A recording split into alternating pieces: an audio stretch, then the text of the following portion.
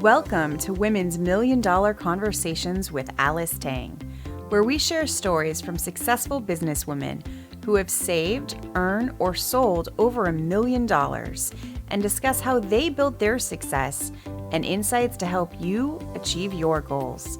Now, let's join the conversation. Good morning, Maria Ponzi. Good morning, Alice. So great to see you. Maria is the former owner of the wonderful Ponzi Winery, and we are so fortunate and honored to have her here with us at Women's $1 Million Conversation. Maria, we'll just kick started by asking you to introduce yourself and talk a little bit about your previous journey and today's journey. Let's go. Thanks, Alice. It's wonderful to be with you this morning. Anna Maria Ponzi, changing my name, even moving from Maria Ponzi to Anna Maria, just because I'm moving in a new direction, so to speak. Yes, my former life was all about Ponzi Vineyards, where I operated our family winery, and I was CEO for many years, and then recently sold it back in 21 to the Bollinger family out of Champagne, France. So that has been my journey for literally over 30 years, almost 35 years. And now I find myself on the other side, and I've just started my new venture, which is AM Ponzi and Company, which is at this moment a collaboration of many different projects. I'm doing everything from curating wine experiences to consulting to teaching masterclasses on Oregon Pinot Noir. And of course, I have created my 4-ounce pour keynote, which I'm very excited about, that I hope we get a chance to talk to that, but just exploring new avenues at this point. Awesome. So congratulations of the successful being acquired, and now you're a free woman going after your dreams again. Never have too many dreams, and thank you for touching the community. And I had the pleasure listening to Maria's 4-ounce pour. I was so touched when I heard it. Thank you so much. I appreciate it. Yeah, it's really been a lovely way to reflect back on my previous journey and take away that experience and try to apply it into my future. And it's really about how to live a life with greater balance, with greater intentionality, and really is born out of this concept of enjoying just a 4-ounce pour of wine and all the hard work and all the thoughtfulness that goes into producing a beautiful glass of wine. Wonderful. So first question, what's the value of money for you, since we are in the Women's $1 Million Conversation here? I think even as a young girl, I was raised to be very self-sufficient. I had a very strong mother figure who really supported that kind of independence. And when I think of money, what it really gives me is access. It allows for self-sufficiency and independence. And I think that is so important, especially for women, to have that sense of support. I feel that money really allows women this rare opportunity for access and the ability to be independent. And when you have that, you feel that you can do anything, right? You can take care of people. You can take care of yourself if needed. You're not in any kind of stress. And at any moment, you can be there and you're prepared, and you can actually see a future forward for yourself as yourself. You're no longer dependent on anybody else, whether it be your family or a spouse or a family member or a friend or whatnot, but you're on your own path. And I think that is what money gives us. I love how you describe independence, taking care of yourself and taking care of the people around you or people you love, which is important. Just now you mentioned that 35 years in the winery business until it sold in 2021? Yep, 21, yeah. Mm-hmm. Yes. So 35 years there. I know the journey has been exciting, and it's not lack of challenges too. The next question I think our audience are curious about is, how long does it take for you to get to that $1 million of income for the winery? Yeah. And what are the biggest biases that you have in that journey to that 1 million? I think my story is a little bit unusual, perhaps a little more unique than some women and certainly business owners, in that this industry we were one of the first to really establish this industry, the wine industry in the state of Oregon. So truly from the ground up with really nothing to start from. It's a difficult business right from the beginning, because you're planting something and you're hoping that it grows, and you hope that where you plant it was the right place, and learning along the way because you're pioneering something new. So For us, the winery was actually over 50 years old when we sold it in 21. So when I say 35 years, that was my role. I was getting paid for 35 years, but I was certainly involved in the early days when I didn't get paid. But the wine industry is probably one of the most complex industries. And I think that's the thing that most people don't understand about this industry. They see the the luxury product, right? Or the glamour or the charm of having a winery. But truly what it is at the beginning, as I said, you're really a farmer first. And then if you're fortunate, you might be able to make some wine and then you might be able to go sell it. So really that first and initial sale could be maybe 5 to 6 years from when you first started your vineyard, if you are going to plant a vineyard. Many people now just make wine, so that's a little faster. You get quicker to the $1 million mark, perhaps. So yeah, it's a very complex business because you're dealing with agriculture and then you're dealing with business. And learning all that as a new industry took a long time to try to figure that out. And certainly the educational piece of this, because we were doing this in a state that people really didn't know about. This is way back starting in the late 60s. So where is Oregon? We're not Oklahoma and we're not California. So where is Oregon and what is the Willamette Valley? And actually, what is this grape, the wine that you're making? I've never heard of Pinot Noir. So we had a very steep learning curve ourselves and also to educate the market. And for many years, people were saying, oh, what are you doing? Go back to California, just make wine. Why are you trying to do this here? So really that was another deep challenge that we faced. But I think it took really decades before we hit that $1 million mark. Truly. I would almost say, I'd have to really think, but probably 20 years before we hit the $1 million net, because it's a very expensive product to make. When you're setting your strategy, you're always thinking 2 years in advance because you're selling a wine that was made 2 years ago. Okay, so it's a little bit tricky that way. It's not like just selling widgets and, oh, this worked. Let's do that again. We'll make 10,000 more and we'll sell those tomorrow. It's, oh, this wine worked, but that was 2 years ago, that vintage, and that's how that wine was made. Oh, the wine we have today was frost or it was raining or it was hot or whatever it is. So every year you're dealing with a completely different set of conditions. So it is tricky. You have to be ready for the rodeo, I think. You have to be ready to go up and down and hang in there, really. Hang in there is what it's all about. You asked about the biases. I think the bias, certainly as a woman in the alcohol industry, has been incredibly interesting. In my early days of walking into sales rooms with literally all men who were used to selling spirits and beer. And there I was trying to sell this really high-end, beautiful bottle of Pinot Noir and a young woman. And also, I think that probably even more than being a woman was the bias that I carried as being the daughter, okay, or the second generation who had come in after my parents. And so this sort of that judging of, does she really know what she's doing? Or is she just running the course because she's part of the family? She's in the bloodline thing. And I think so there was a tremendous amount of having to prove yourself to the wine critics and to all these experts. And the wine industry is very deeply rooted in longevity, right? Families that have been around for generations. And here we were, and really, what did I know? So that was, I think, probably one of my greatest biases was to try to explain that, hey, yes, I am a daughter and I am second generation, but I know just as much, if not more, than the first generation. And I have as much passion and interest in it, because that's always another thing too, is do they really like it? Are they really into it? How much credibility do they have? So you really have to overcome all that, which I think is, again, a little bit unusual for some folks that are not working in a family business situation. I can appreciate what you said about a male-dominated industry. This is my 23 year in the financial world, and the history and the demographics has not changed, Maria. Yeah. It was 13%.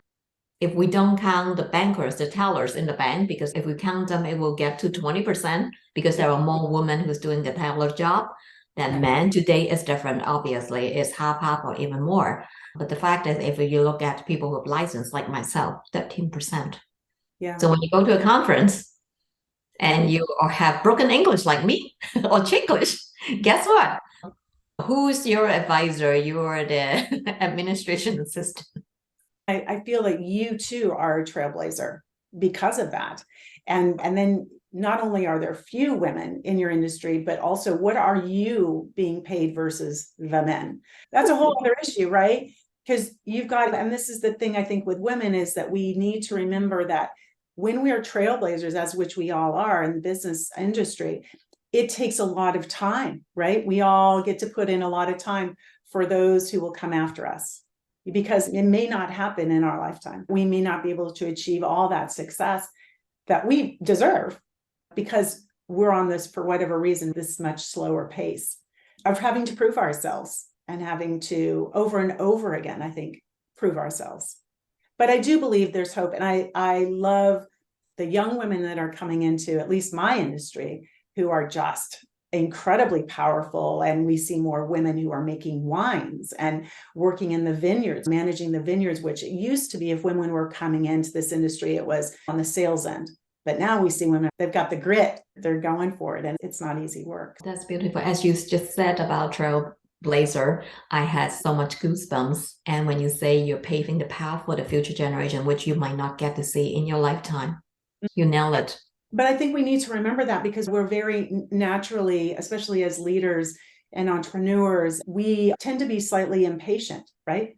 Because we want to grab it, we want it. But I think that there are times when we need to like take a step and think, but wait, maybe this isn't all going to happen right now, but I'm planting the seeds for the future. And I think that we need to be all right with that, settle in on that. But we're continuing to break the ceiling, right? Yay. The next question is pertaining to that. As you're breaking your ceiling in your 35 years of managing and building your empire before you sell, I'm sure there are challenging moments that you have, and sometimes life gets very difficult, and maybe the people, and maybe the customer, or maybe even the weather, being farmers. If there are times that is very difficult, if there is a time that you feel that, gosh, and I still hang into that. And of course, you came through. Looking back, what kept you going? I've had many moments of really thinking about that, because as you said, I think when you're running that duration of many decades, you are going to hit a lot of bumps. You're going to hit a lot of challenges. And that's where I call it the rodeo. You have to be ready to hang in there. And in those moments, for me anyway, I have a lot of inner strength. And it's, I don't know, it sounds funny to say this, but I really think deeply inside and go, yeah, but you're going to do this, because of course you're going to do this. Of course you're going to push through this. Of course you will. I don't know what that looks like, but you will push through this. And I think that truly believing in your innermost strength, because we all have it. Sometimes we just have to take a minute and really dig in there, and then we'll find it. But it takes time to just quiet yourself, to slow down and really find yourself. And when you can, I think we all can push through those tough moments. Now, that being said, it's also incredibly important to have a strong circle of support around you. I am a huge collaborator.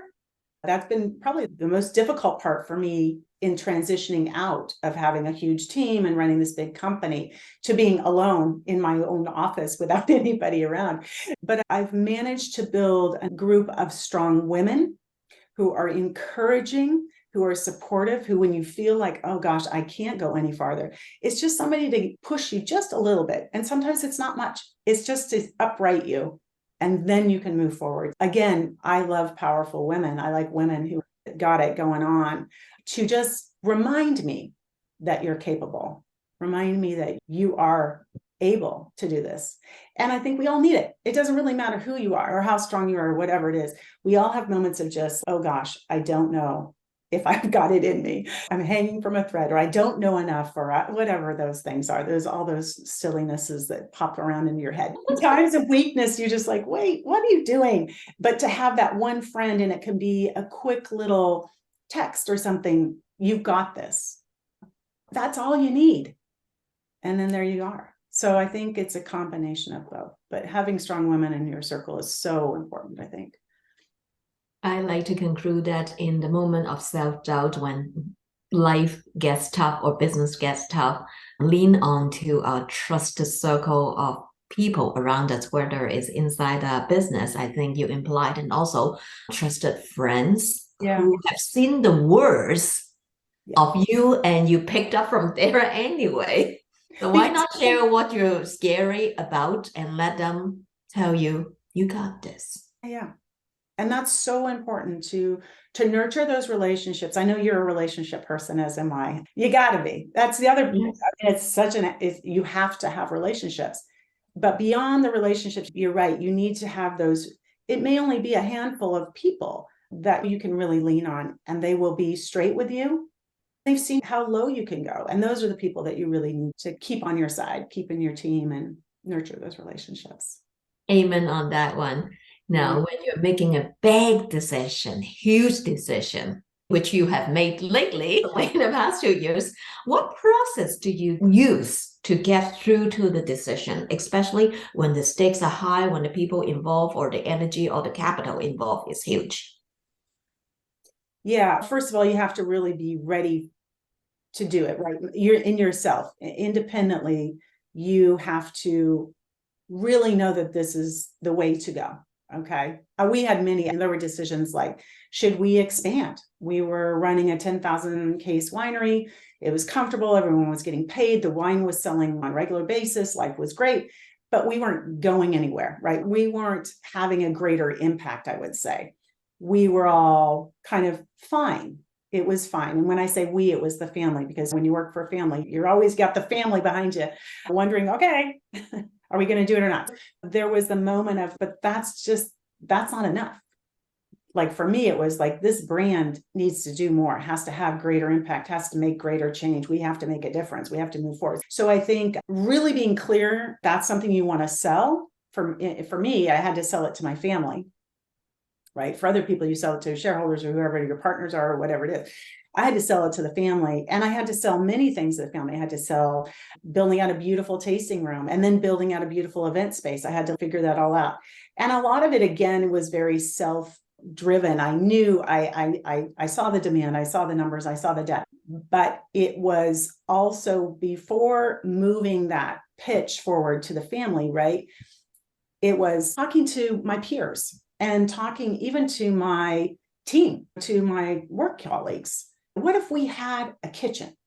What if we did a sit-down experience? What would we do? What would that look like to you? And this is where I call it the journalist comes out, but the questions, right? The inquiries, like getting feedback.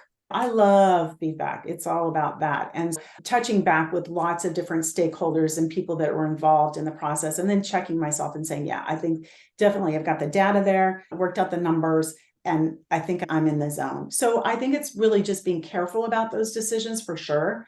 And also knowing, what is your end result? What is the outcome that you're trying to get to? What is your goal? Because I think for sometimes it's just, oh, this feels like the right thing to do, but really, what is your outcome? What is it? Is it financial? You're trying to draw in more revenue?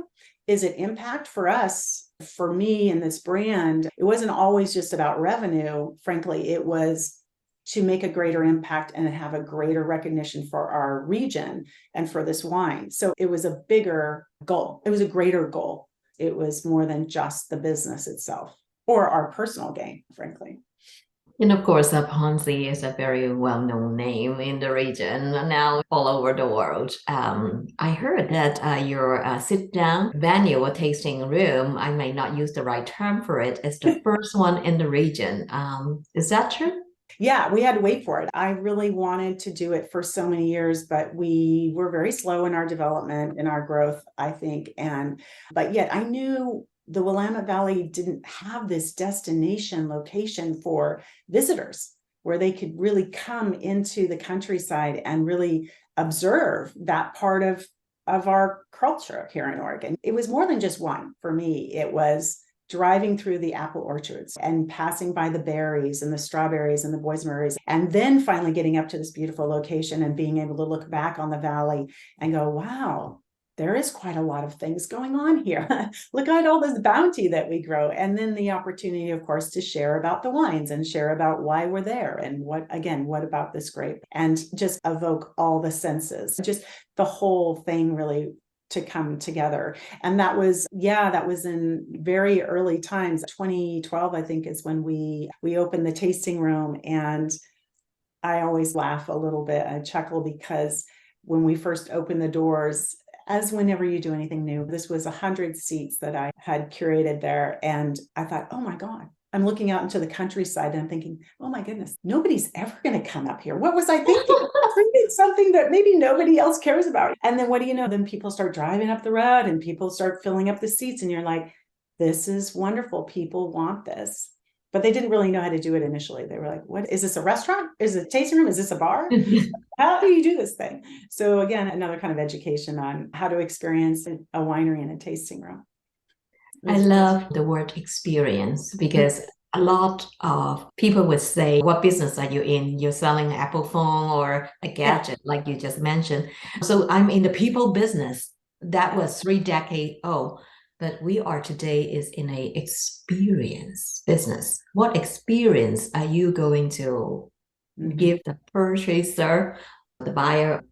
And I think that more and more people want these things. Like they want to experience something new. I want to experience something new. I want to go to a different place where I've never been and find out about whatever it is, like a ranch. I'm on the rodeo theme today, but going in and what is it like to be a cowboy, or what's it like to be a fisherman in Alaska, or what does that feel like? We have curiosity. We all have curiosity. And so to open the world of wine to people was really a thrill for me, and to present it in a beautiful way, but also I felt to open it into an approachable way, to be real about it, to be able to be humble about the beginnings of it and why we are here, and this beautiful beverage that we've been able to make. And it's all because of where we are. You can't make this wine at this level of quality anywhere else except for right here. And to tell that story, then they fall in love with the whole thing and they can't wait to tell all their friends, and they go back to wherever, South Carolina, and tell their friends in Dallas, Texas, and about this amazing experience, and it just perpetuates. And I love that about the wine industry, that you can create an experience that have a ripple effect too. Awesome. We're winding down to a couple more questions here, knowing your time is precious. What is one advice that you would give to the people who's watching this video, especially women who said, I want to be a Maria. She's my role model.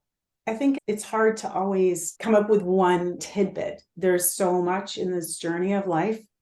But I think that as a businesswoman, I think, again, it gets back to relationships and to ensuring that you have that good base of women, of a network around you when you do have moments of doubt, when you do have moments of consideration, of adjusting or changing, and having that sounding board of trusted advisors in your network, I think is very important. It's something that, to be honest, I did not have a lot of, because again, I was one of the first women in wine. And I look around me and there was nobody really, especially in this region, that was at the size or with the kind of ambition that we had, to be honest. Certainly no women, there just weren't. And so but now what I'm seeing now is hundreds of, if not thousands of women coming into this industry. I see this great opportunity to be that support group for women moving forward in this industry. And I think that, but for all women who are pursuing any kind of business enterprise, to make sure you check yourself and to be all right with that, to be okay with asking questions. We as women have an incredible opportunity to be generous and kind and supportive to each other. We understand that we should be nurturers. We raise children. We are nurturers. So let's do that within our business, within our professions as well, and bring women up. So I would advise that we as mentors, as the elders in the circle, we help to bring women up. And as young women, look for those people you can trust and who will help you along the way. And together we will just continue to move on up and continue to break the barriers. I've seen it in my lifetime, the changes that we're making. I'm not saying we're done, no doubt. We have a lot of work to do, but just keep pushing. And that's my other big advice, is just keep doing what you want to do and don't give up on yourself, and just stay focused on what it is and what you believe you can do, and you will do it. Like, simple, everyone says these things. Well, there's truth to it. That's why everyone says it. But keep pushing. Confidence brings change. So whenever you have a moment of fear or doubt, find the confidence. Find that confidence, and it's going to feel uncomfortable. And if it feels just a little uncomfortable and you get that little thing in your back and you're like, oh my gosh, what am I doing? Just move in that direction, because then you are making change. And that's where you want to be. So I believe in that too. Beautiful.